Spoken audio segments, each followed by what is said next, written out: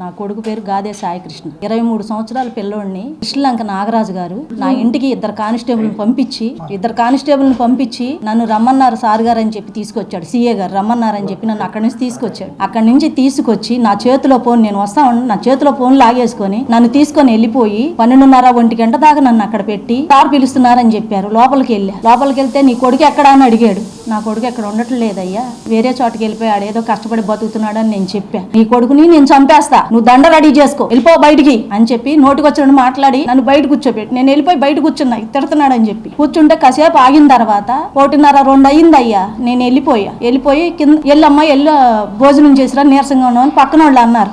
అంటే నేను కిందకి వెళ్ళిపోయి కూడా నాకెవరో పైనుంచి పిల్లల కేకలు వినపడుతున్నాయి కొడుతున్నట్టు.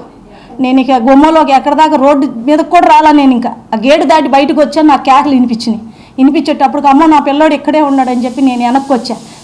పెద్ద కేకలు, నన్ను చూడనియండి అయ్యా, మా అబ్బాయి ఎక్కడే ఉన్నాడయ్యా, నన్ను ఎందుకు ఇన్ని రోజుల నుంచి తిప్పుతున్నారు, నా కొడుకుని తీసుకొచ్చేసి నన్ను ఇలా చేసి వాడి గోల్డ్ పీకేసి ఇష్టం వచ్చినట్టు ఆంబోతులాగా కొట్టి చాలామంది ఉన్నారయ్యా, దాంట్లో 5 6 ఉన్నారు.